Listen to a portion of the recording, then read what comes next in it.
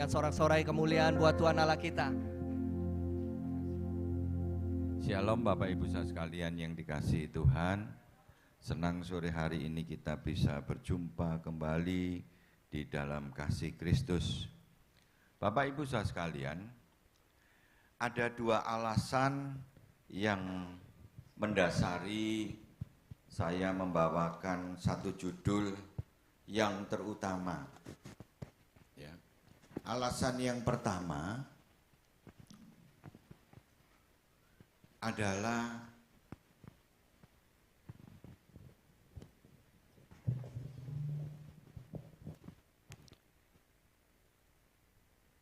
tidak dekatnya umat Tuhan dengan Tuhan. Yang kedua, ekonomi sekarang sedang tidak baik-baik saja.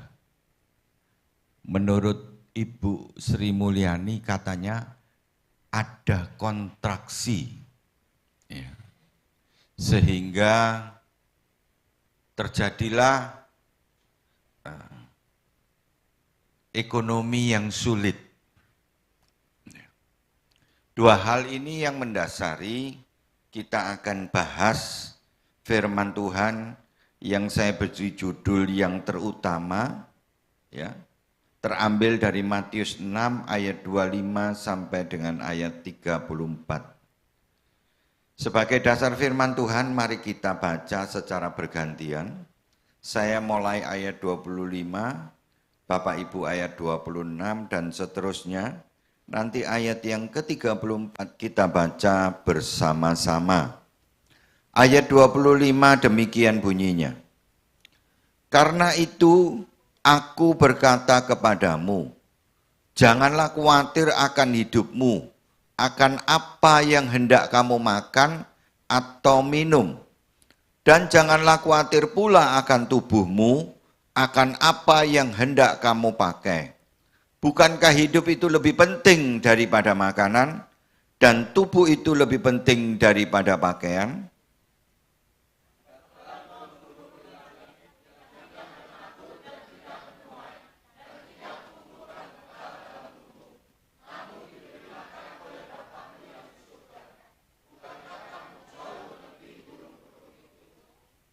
Siapakah di antara kamu yang karena kekhawatirannya dapat menambahkan sehasta saja pada jalan hidupnya?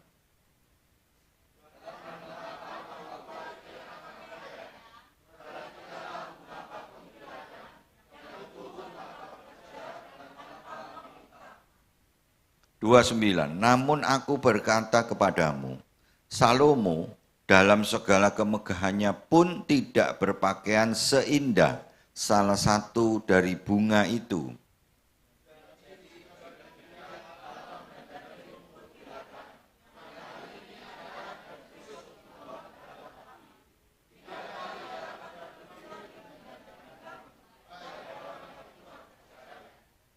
Sebab itu, janganlah kamu khawatir dan berkata, apakah yang akan kami makan? Apakah yang akan kami minum? Apakah yang akan kami pakai?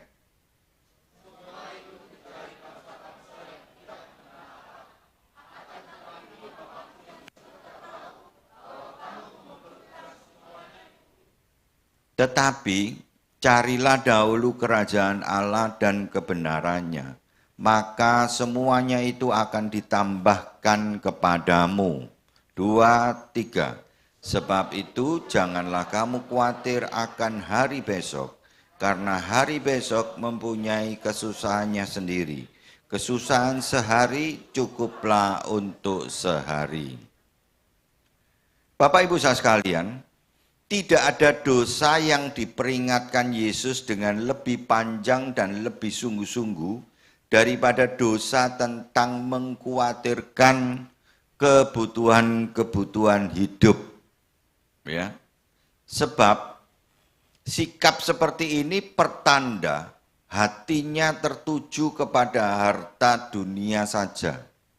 Dan oleh sebab itu Yesus sangat perlu menjelaskan agar kita tidak terus ada di dalam dosa. Bapak Ibu saudara sekalian, kekhawatiran itu ternyata adalah dosa loh Bapak. Ya.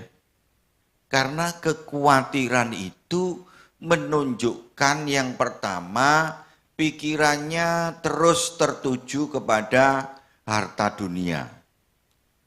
Yang kedua, orang khawatir itu sama dengan tidak mempunyai keyakinan kepada Tuhan Yesus. Alias sama dengan menghina. Ya, menghina Tuhan. Ya. Bapak Ibu saudara sekalian, Ayub pasal 12 ayat 7 berkata, tetapi bertanyalah kepada binatang, maka engkau akan diberinya pengajaran. Kepada burung di udara, maka engkau akan diberinya keterangan. Ya. Kita disuruh belajar kepada burung. Ya. Ayat 26 itu Yesus berkata, pandanglah burung-burung di langit yang tidak menabur dan tidak menuai dan tidak mengumpulkan bekal dalam lumbung, namun diberi makan oleh Bapamu yang di surga. Bukankah kamu jauh melebihi burung-burung itu? Bapak Ibu saudara sekalian, ternyata dari dua ayat ini ya kita diajar untuk memperhatikan burung. Burung itu enggak menabur, burung itu tidak menuai, burung itu tidak mengumpulkan bekal dalam lumbung, tapi diberi makan oleh Bapa di surga. Apalagi kita yang bisa menabur, bisa menuai, bisa menyimpan hasil tuaian kita dalam lumbung jauh melebihi burung-burung itu. Ya. Kenapa yang dipilih burung-burung? Kenapa enggak milih harimau saja? Ya. Atau singa saja? Kenapa? Burung. Ya. Bapak Ibu saudara sekalian, orang khawatir itu bisa berdampak buruk. Ya. Buruknya apa? Buruknya bisa mengakibatkan kesehatannya terganggu. Ya.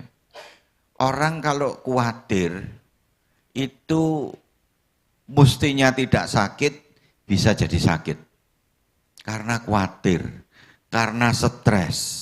Ya. Khawatir ini gandengan sama stres.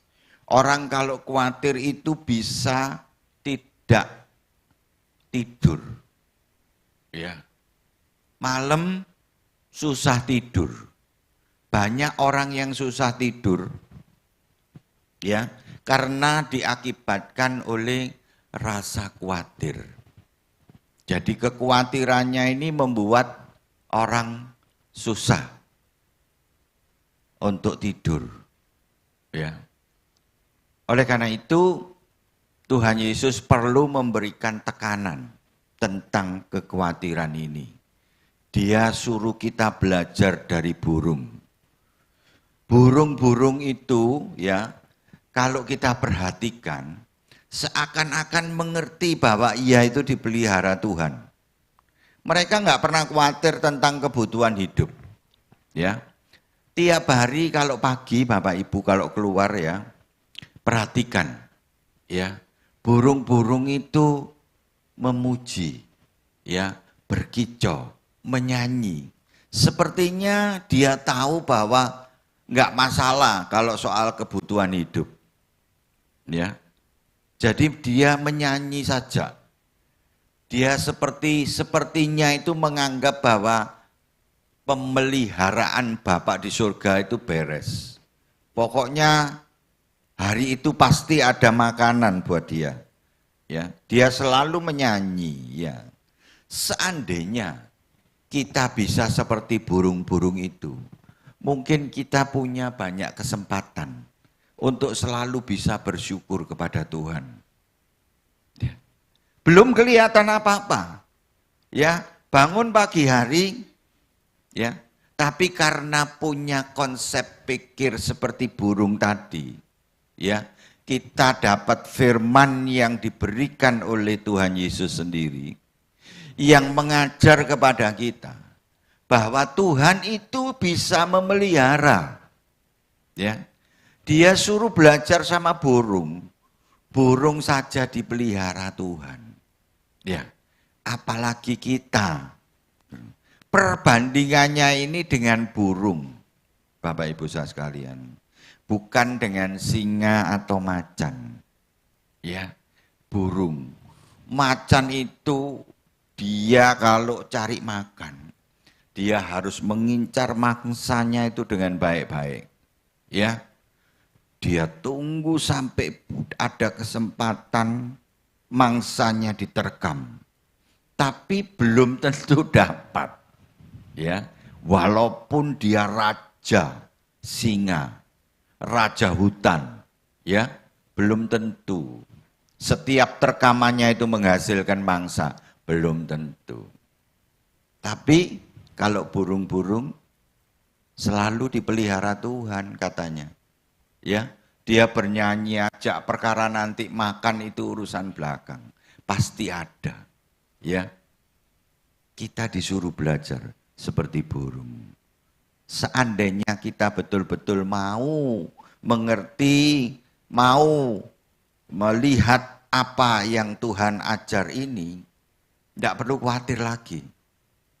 Ya, segala kebutuhan hidup kita Tuhan pasti tahu. Ya, Tuhan tidak pernah bingung. Jane arek iki butuh apa toh? Tidak pernah bingung. Dia tahu pasti. Ya, seperti tadi saya lapar perut saya, mesti butuh diisi. Ya toh? Ketemu Pak Ishak ditraktir bakso, loh ya toh? Kan enggak kepikir toh. Jadi Tuhan itu tahu, sampai sedetil-detilnya Tuhan ngerti. Ya. Oleh karena itu, mari kita belajar seperti burung. Ya. Memuji Tuhan saja, karena Tuhan pasti memberikan apa yang menjadi kebutuhan hidup kita. Ya, mari tidak usah khawatir lagi. Nanti pulang dari sini, ya sudah, jangan pernah mukul batuknya lagi, ya. Tidak ada itu. Tuhan memelihara hidup kita. Orang Kristen ini beda sama orang di luar sana, Bapak Ibu. Ya, Tuhan Yesus ngomong, itu kebutuhan-kebutuhan itu segala bangsa juga butuh. Ya, tetapi kita ini luar biasa, karena kebutuhan hidup kita itu disiapkan oleh Tuhan. Kalau yang di luar sana, yang tidak hidup di dalam Tuhan, mereka butuh, mereka harus dengan susah payah mencari. Ya, tidak ada jaminan pemeliharaan. Tidak ada.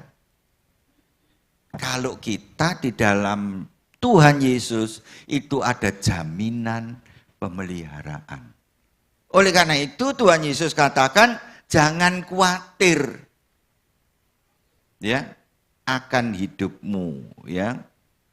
Yang kedua, perhatikan bunga bakung, ayat 28.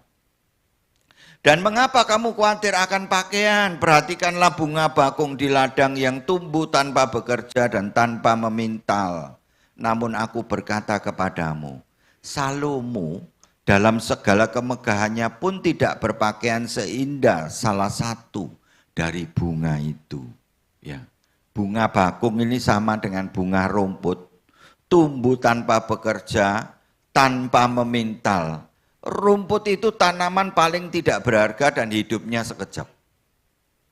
Tapi kata Tuhan, keindahannya dibuat melebihi kemegahan pakaian Salomo. Luar biasa. Waktunya cuma sekejap. Rumput itu enggak berharga. Ya. Tapi Tuhan dandani.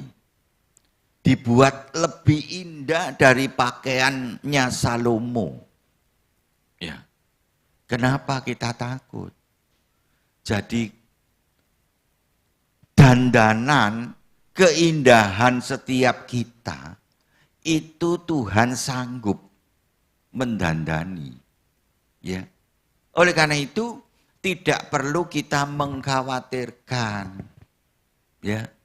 Bapak Ibu saudara sekalian, sekarang ini zamannya zaman membingungkan. Ya. Saya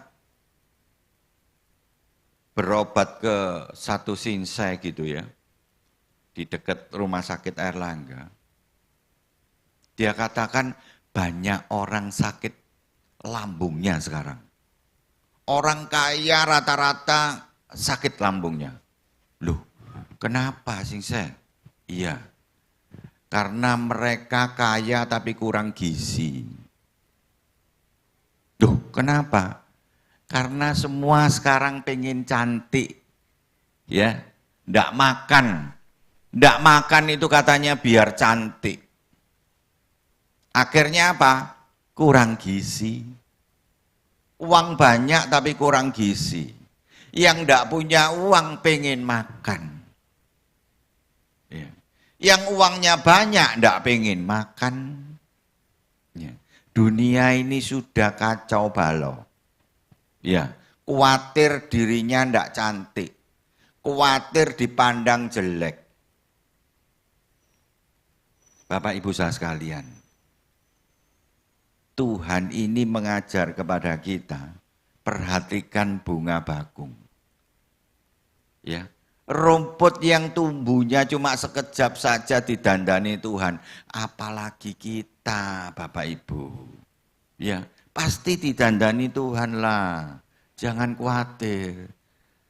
Bapak Ibu pasti kelihatan ganteng, kelihatan cantik ya.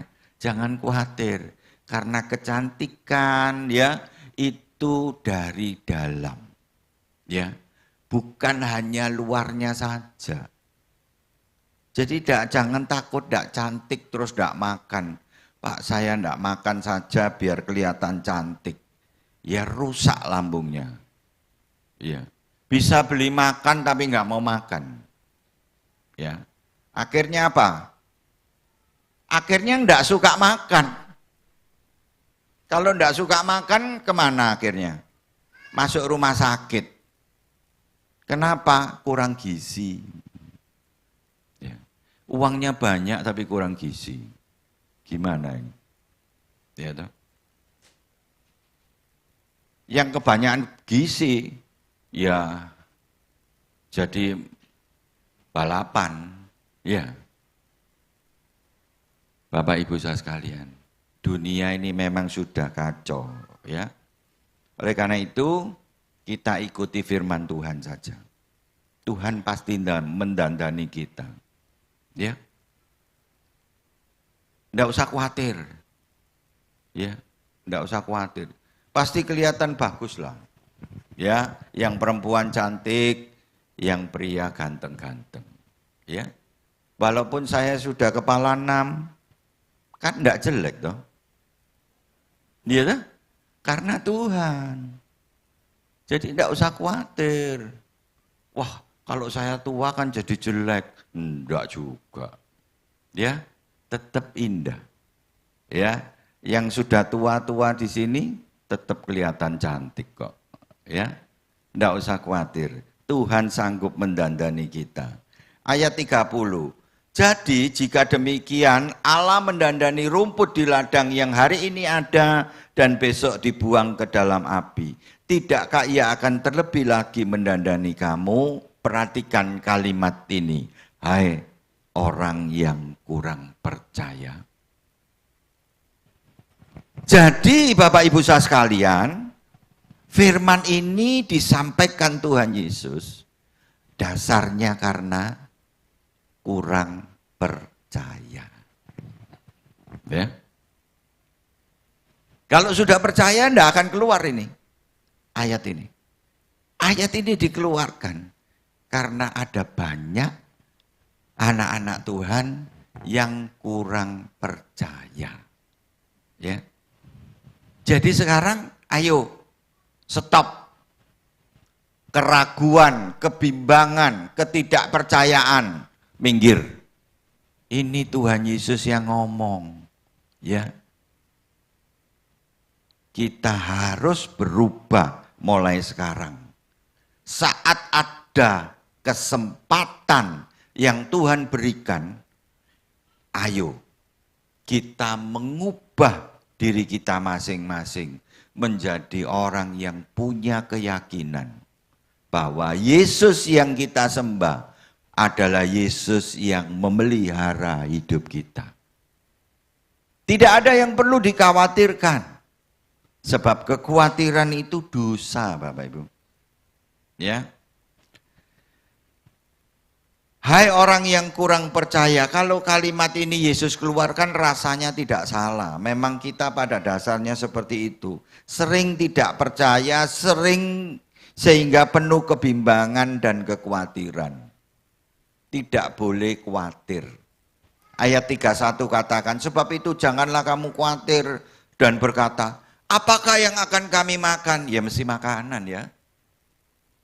Kan kalau pertanyaannya begitu, apakah yang akan kami makan? Ya mesti makanan. Apakah yang akan kami minum? Ya minuman. Iya toh. Jadi tidak boleh berkata seperti ini. Apakah yang akan kami pakai? Tuhan nanti yang menyediakan. Ya. Bapak Ibu enggak usah khawatir. Istri saya bilang, ini mau Natalan. Ya, kami kalau Natalan itu mengajak banyak orang untuk bersuka cita. Oleh karena itu kami membagi bingkisan untuk 100 keluarga. Setiap tahun kami mengadakan seperti itu.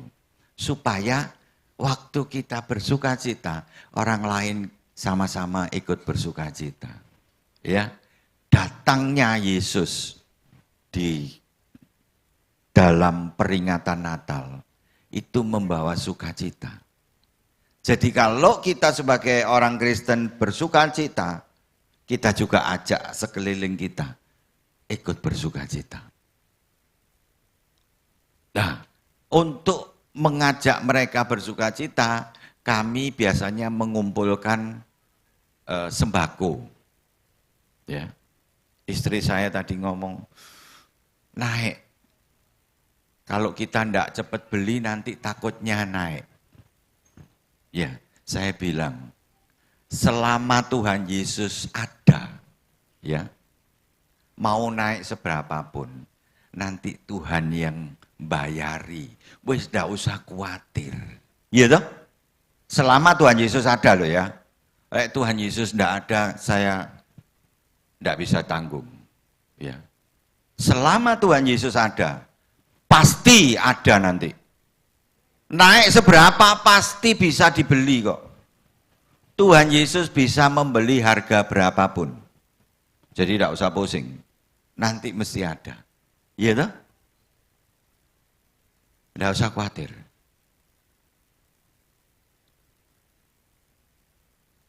Semua itu dicari bangsa-bangsa yang tidak mengenal Allah. Ya. Bangsa-bangsa yang tidak mengenal Allah itu juga butuh makan minum, butuh pakaian. Kebutuhannya itu sama. Akan tetapi Bapakmu yang di surga tahu bahwa kamu memerlukan semuanya itu. Loh ya toh? Bapak di surga tahu. Apa saja yang kita butuhkan tahu. Ya. Kita ndak ngomong aja tahu kok. Apalagi kalau kita ngomong, kan tambah jelas. Ya. Kenapa Tuhan katakan Bapakmu tahu? Semua segala bangsa itu punya kebutuhan sama. Bapakmu tahu.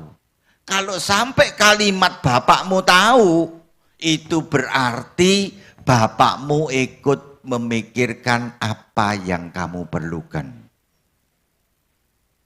Kira-kira menurut Bapak Ibu, kira-kira Bapak kita kesulitan enggak untuk memenuhi kebutuhan kita?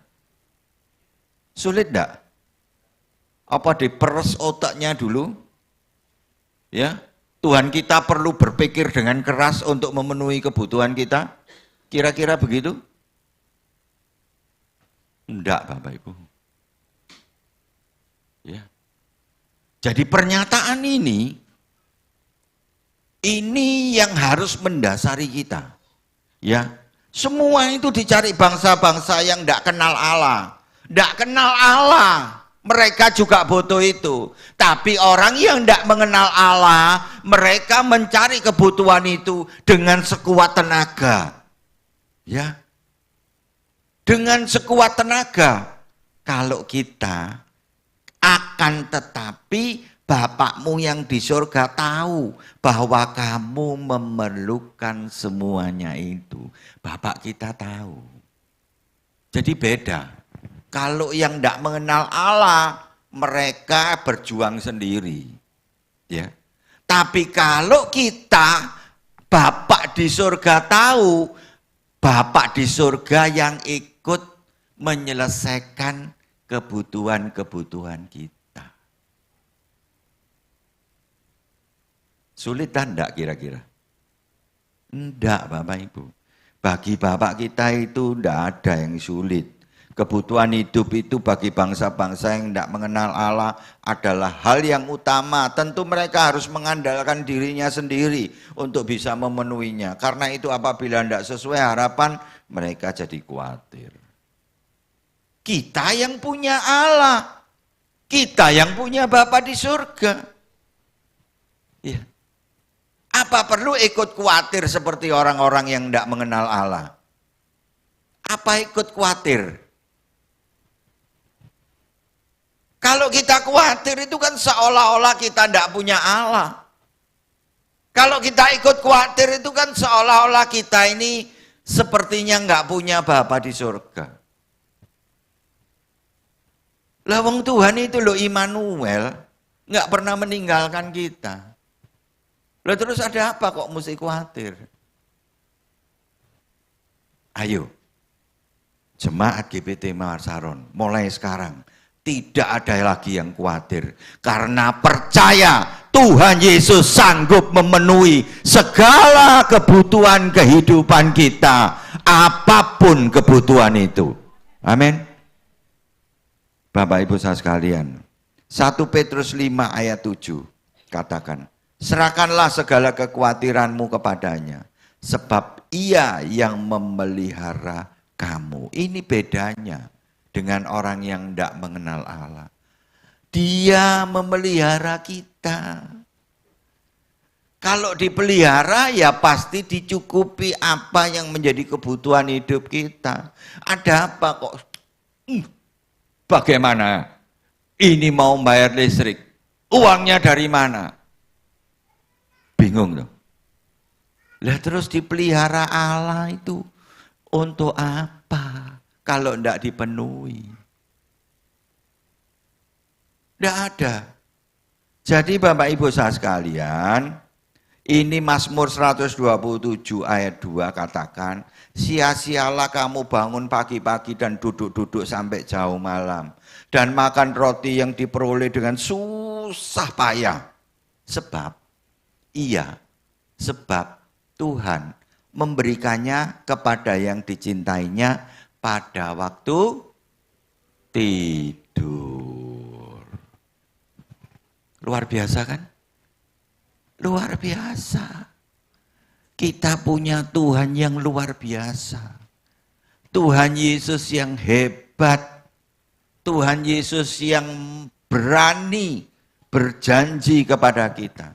Tuhan Yesus yang sanggup menjamin. Oleh karena itu dia berkata, jangan khawatir, ya. Jangan khawatir. Sebab itu janganlah kamu khawatir akan hari besok. Karena hari besok mempunyai kesusahannya sendiri. Kesusahan sehari cukuplah untuk sehari. Ya toh? Jangan khawatir. Kalau Tuhan berani berkata jangan khawatir, Berarti dia menjamin. Kalau dia sampai berkata jangan khawatir, kemudian terus tidak bisa apa-apa. Ya tidak mungkin keluar kata-kata jangan khawatir. Ya toh? Seperti seumpama, waduh, bagaimana ya? Ini surat-suratnya mobilku ini hilang. Ya. Nah, kebetulan saya biasa mengurus surat-surat itu. Saya akan bisa berkata, oh jangan khawatir, nanti tak urusnya. Karena saya sanggup. Ya, jangan khawatir, nanti saya yang ngurus. Berarti saya sanggup ngurus. Oleh karena itu saya ngomong jangan khawatir. Lah kalau Tuhan Yesus punya kesanggupan untuk memelihara hidup kita. Tuhan Yesus mempunyai kesanggupan untuk memenuhi segala kebutuhan hidup kita. Maka dia berani berkata, jangan khawatir. Wis hidupmu tak jamin. Ya, kamu tak kasih rezeki waktu apa? Waktu tidur. Ini bedanya. Jadi mulai sekarang jangan lagi khawatir. Ya. Solusinya agar tidak khawatir. Matius 6 ayat 33. Tetapi carilah dahulu kerajaan Allah dan kebenarannya, maka semuanya itu akan ditambahkan kepadamu. Cari Tuhan dulu, utamakan Tuhan dulu. Perkara nanti kebutuhan-kebutuhan kita, itu nanti cuma tambahan. Gitu. Jadi ini solusinya. Tuhan didahulukan, Tuhan diutamakan. Baru nanti kemudian apa yang kita butuhkan, dia yang bereskan. Ya. Oleh karena itu, Tuhan mencukupi kebutuhan hidup kita, tapi syaratnya mengutamakan Tuhan lebih dulu, melebihi apapun. Nah sekarang mari kita periksa, apakah kita sudah mengutamakan cari Tuhan lebih dulu, atau kita cari kebutuhan hidup lebih dulu? Kira-kira kita cari Tuhan dulu, atau kita cari kebutuhan hidup dulu? Ayo, waktu yang Tuhan beri itu adalah kesempatan, Bapak Ibu. Mari kita pergunakan kesempatan yang Tuhan sediakan buat kita. Utamakan Tuhan dulu. Saya dulu kalau bangun jam 4 pagi, ya, saya doa, baru sebentar sudah harus pergi. Waktunya enggak cukup. Karena mau mengutamakan Tuhan lebih dulu, maka saya rubah. Saya enggak jam 4 bangunnya. Ganti jam 3. Ya. Berubah. Jadi saya kalau bangun jam 3. Jadi Bapak Ibu kalau mau telepon saya jam 3, saya sudah bangun. Ya. Untuk apa? Untuk punya waktu yang banyak, supaya saya bisa bicara dengan Tuhan dengan leluasa. Ini namanya mengutamakan Tuhan. Belum melakukan apa-apa, belum kerja, belum. Ya. Bangun dulu jam 3, ya, datang sama Tuhan. Saya butuh waktu yang banyak, karena yang didoakan banyak, Bapak Ibu. Kalau waktunya pendek, tidak cukup. Diskusinya sama Tuhan ini tidak cukup. Ya. Oleh karena itu, setelah istri saya tahu ilmu saya, iya toh, Sekarang dia ngikuti. Ya.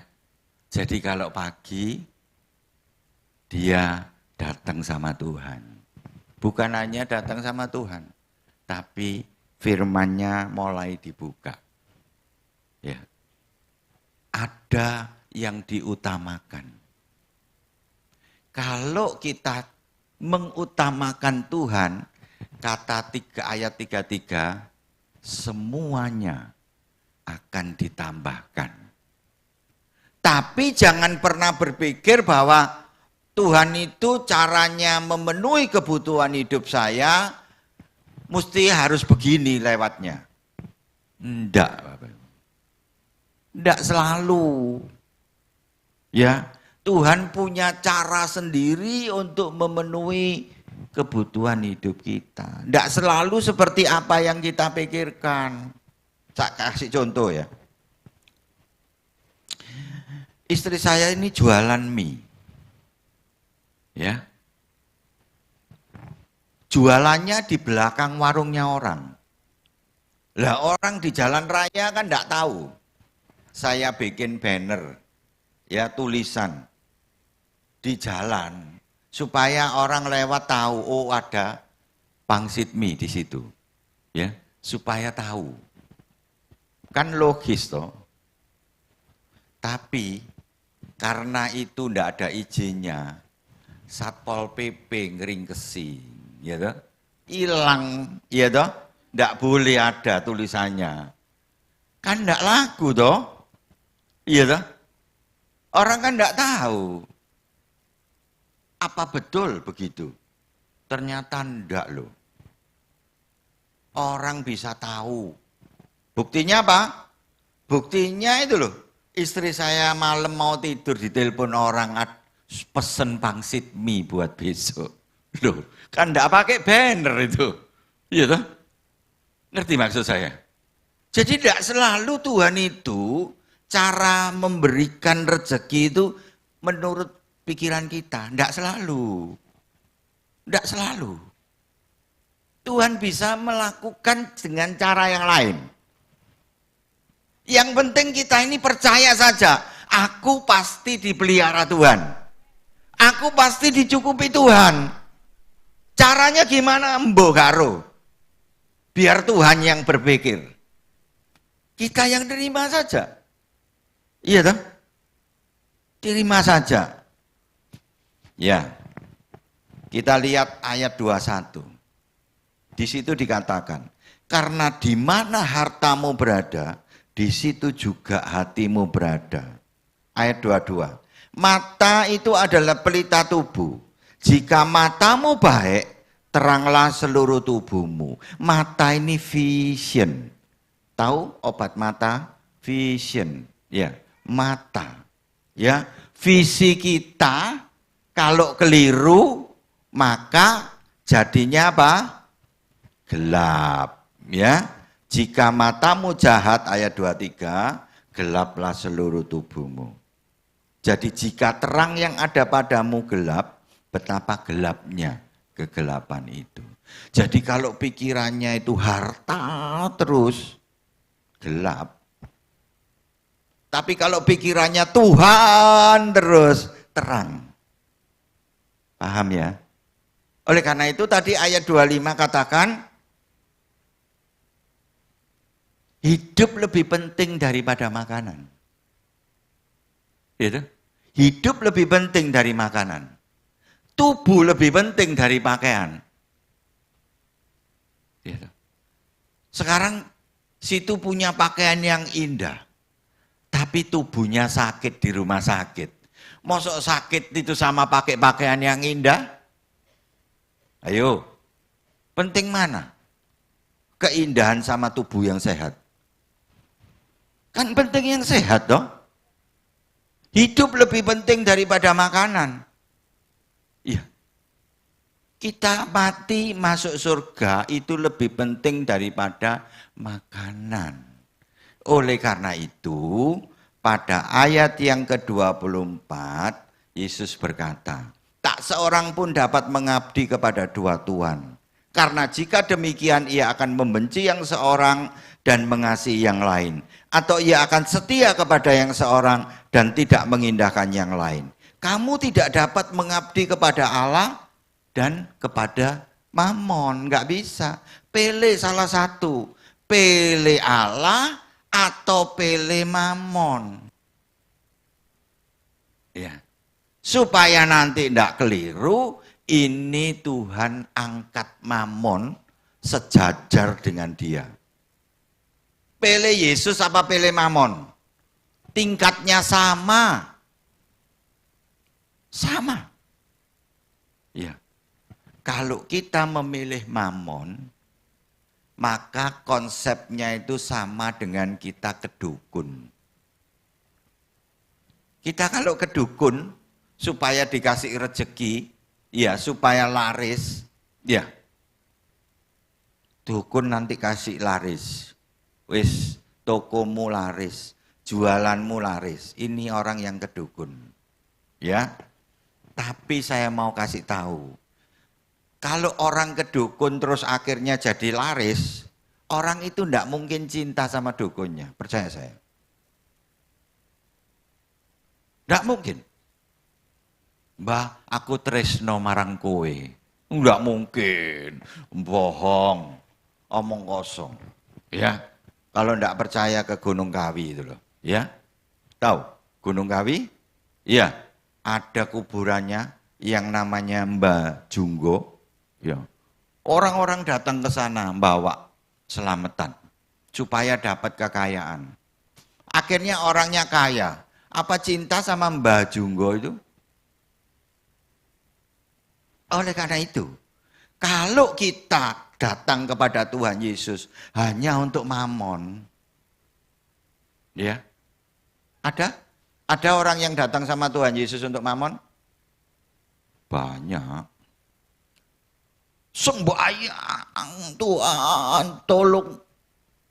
Ya, lah orang yang model begini, kalau dia sudah dapat Mammonnya, dia tidak mungkin cinta Tuhan Yesus. Ya. Oleh karena itu Tuhan Yesus katakan, pilih aku atau pilih Mammon. Tapi kalau saudara memakai Mammon untuk mencintai Tuhan Yesus, pasti saudara cinta. Ngerti? Dibalik konsepnya.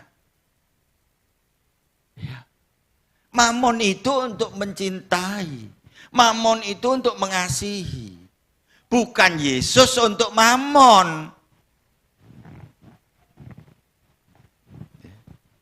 Saudara tidak mungkin cinta Yesus. Kalau saudara Yesus dipakai untuk Mammon, saudara tidak akan cinta Yesus. Tidak akan. Tapi kalau saudara memakai Mammon untuk Yesus, saudara cinta.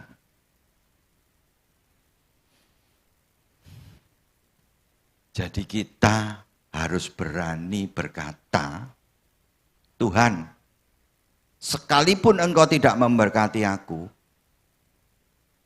tetap cinta Engkau selama-lamanya.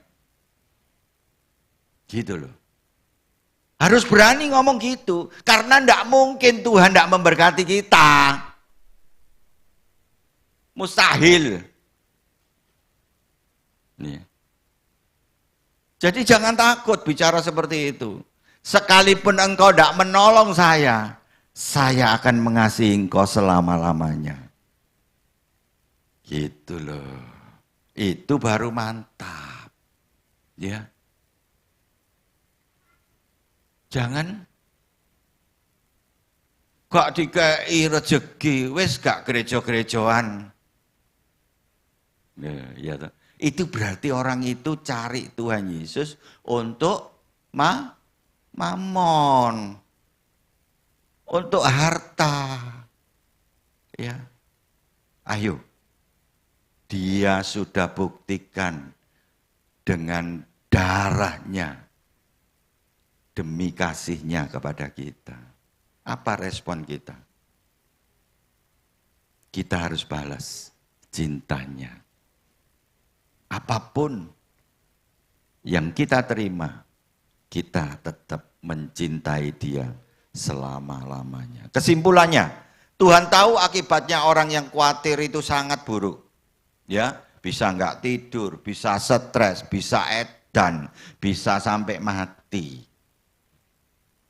Ya. Anak Tuhan yang khawatir itu sama dengan menghina Tuhan. Iya toh? Sama. Wong Tuhan sudah jelas mengatakan bahwa burung di udara aja dipelihara.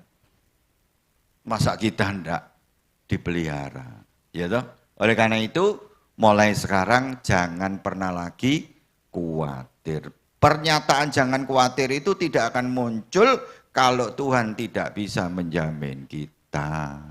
Ya, yang terakhir kata Yesus pada ayat 33, carilah dahulu kerajaan Allah dan kebenarannya, sebab Allah yang bisa memberikan hidup ini dan Dia yang bisa memberikan tubuh yang sehat. Oleh sebab itu mari kita utamakan Tuhan lebih dari apapun. Mari kita bangkit berdiri, kita datang kepada Tuhan, kita sampaikan ungkapan hati kita dengan satu pujian yang